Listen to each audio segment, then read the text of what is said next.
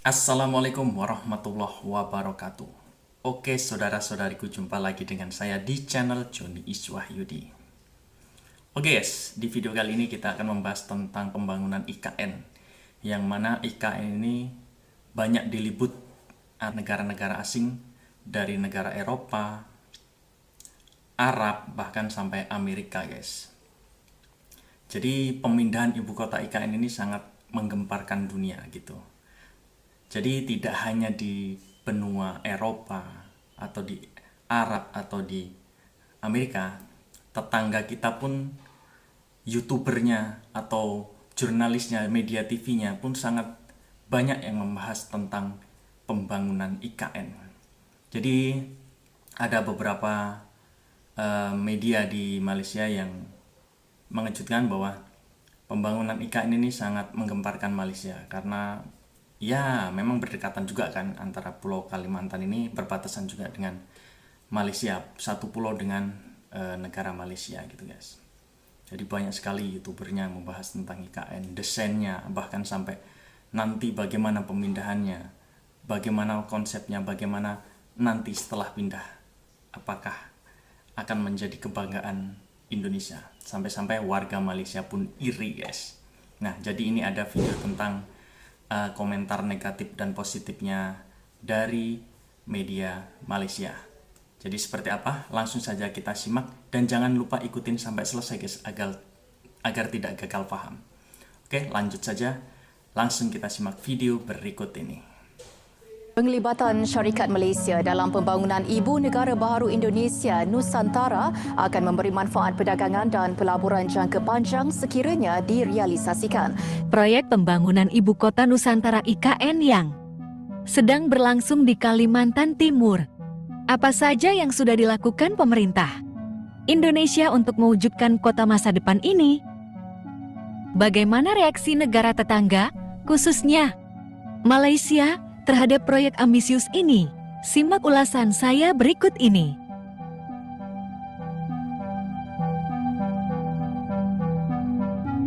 Antara ibu negara ini dengan Kalimantan hanya 460 km. Dan Indonesia telah membuka jalan lebuh raya mereka. Kita belum ada apa-apa tindakan. Kalau kerajaan federal rasa ini adalah hubungan antara Sabah dan negara Indonesia, maka empowerkan kita, bagi kita kuasa berunding. So macam tidak ada movement daripada kerajaan persekutuan. Sabah dan Sarawak perlu bersiap sedia menjelang pemindahan Ibu Negara Indonesia ke Kalimantan yang terletak berhampiran kedua-dua negeri itu. Timbalan Perdana Menteri Datuk Seri Fadilah Yusof berkata, fokus perlu tertumpu kepada usaha mempercepat pembangunan di sempadan. Ini termasuk menambah baik kompleks kastam, imigresen dan kuarantin CIQ. Beliau yang juga Menteri Perdagangan dan Komoditi berkata, aspek lain yang harus diberi perhatian ialah membina dan meneroka jalinan kerjasama perniagaan dengan perniagaan antara Malaysia dan Indonesia. Ia bertujuan mewujudkan interaksi ekonomi antara sempadan bagi memenuhi keperluan kedua-dua negara.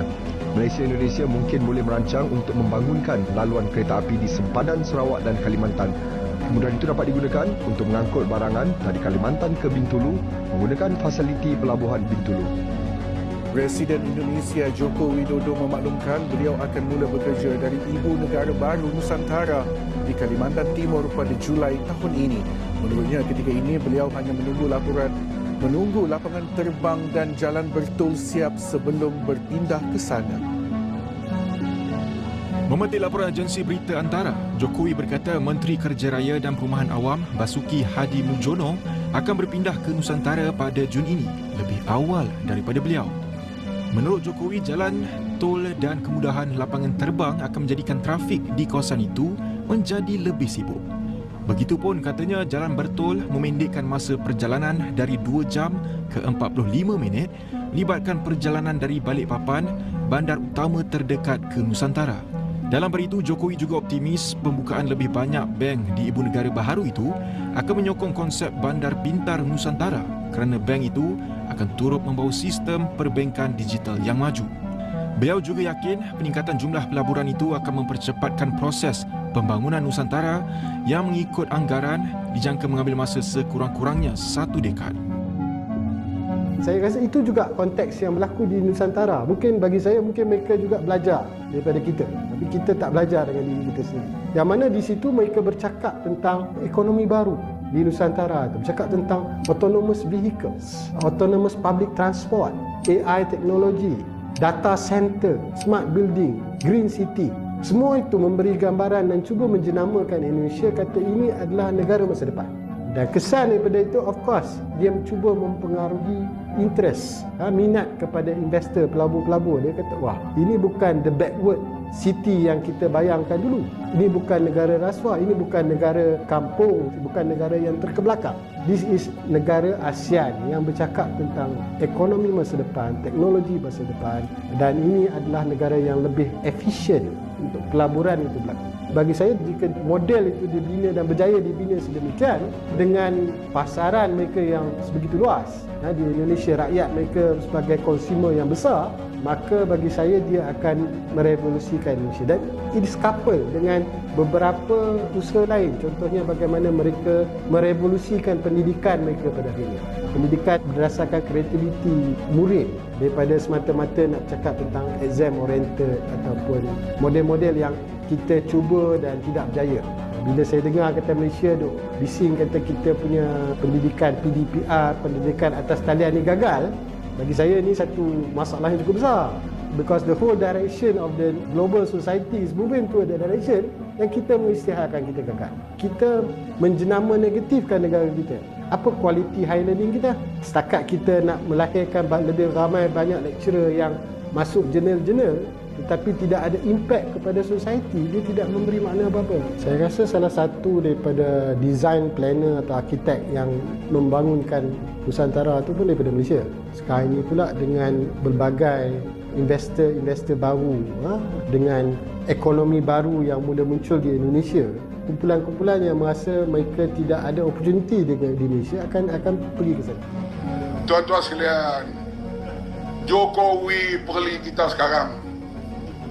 Jokowi kata dulu, mana telefon dulu dia kata bila orang nak ambil gambar di sempadan, dia duduk sebelah Indonesia ambil gambar pos Malaysia cantik dan hebat. Sekarang sudah berubah, kata Jokowi, orang duduk sebelah Malaysia ambil pos yang dibina oleh Indonesia. Karena Indonesia sekarang sedang membesar dan kita negara maju. Indonesia akan buat ibu negara baru yang nilainya lebih kurang 380 bilion di Kalimantan. Sekarang kita nak dapat orang gaji Indonesia 1,300 hingga 1,500 gaji nak bayar pada mereka.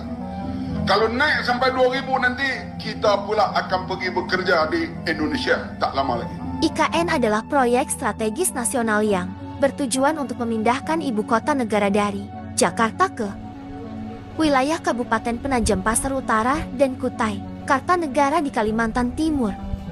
Proyek ini diresmikan oleh Presiden Joko Widodo pada Agustus tahun 2022 dengan visi untuk mewujudkan kota dunia untuk semua, yaitu sebuah kota ideal yang dapat menjadi role model bagi pembangunan dan pengelolaan kota di Indonesia dan dunia.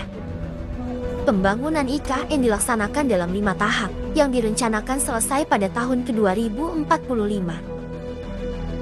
Tahap pertama adalah pembangunan infrastruktur dasar seperti jalan, jembatan, bandara, pelabuhan, dan listrik. Tahap kedua adalah pembangunan fasilitas pemerintahan seperti istana, kantor, dan gedung DPR. Tahap ketiga adalah pembangunan fasilitas pendidikan, kesehatan, dan sosial budaya seperti universitas, rumah sakit, dan museum. Tahap keempat adalah pembangunan fasilitas ekonomi seperti kawasan industri, perdagangan, dan pariwisata. Tahap kelima adalah pembangunan fasilitas lingkungan seperti hutan kota, taman, dan sungai. Saat ini, pembangunan IKN sudah memasuki tahap kelima yang digelar pada 29 Februari 1 Maret ke-2024. Dalam tahap ini, penguatan dilakukan di sektor keuangan, telekomunikasi, layanan masyarakat, dan smart city. Beberapa proyek yang dilakukan antara lain adalah pembangunan kantor otoritas jasa keuangan, OJK, Bank Mandiri, BRI, BNI, dan Bankal Tintara. Smart Office oleh Telkom Indonesia. Mini Studio Nusantara oleh TVRI. Kantor Pelayanan BPJS Kesehatan dan Kemen Center oleh Otorita IKN.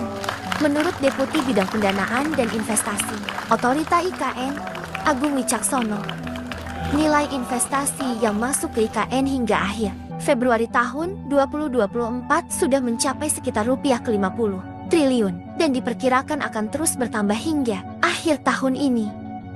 Investasi tersebut berasal dari berbagai sumber, baik pemerintah, BUMN, swasta, maupun beberapa investor asing yang tertarik. Oke guys, jadi itulah tadi media-media televisi tetangga kita Malaysia yang mengekspos terus tentang pembangunan IKN guys. Jadi ada rasa cemburu atau bagaimana bahwa Indonesia ini kok bisa sampai sebegitu majunya. Membangun negara ini atau membangun ibu kota ini bukan hal yang mudah guys. Bahkan Malaysia pun sudah melakukannya pemindahan ibu kota dari Kuala Lumpur. Jadi memang Jakarta ini sudah padat sekali guys, sangat padat. Jadi untuk pemerintahan tuh ya memang harus berani tidak berani pemerintah melakukan pemindahan. Tepatnya ya ini konsepnya alam guys. Jadi pembangunan yang dominasi dengan alam. Jadi green gitu guys. Wah, keren sekali memang.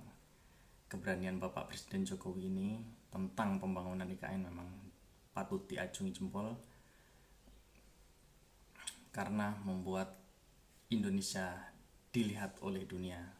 Semoga kita doakan saja pembangunannya cepat selesai dan segera ditempatin untuk para presiden dan jajarannya. Oke guys, terima kasih saya ucapkan. Jangan lupa dukungannya dengan cara subscribe guys, karena subscribe itu gratis. Oke guys, terima kasih. Jumpa lagi dengan saya di video berikutnya. Assalamualaikum warahmatullahi wabarakatuh.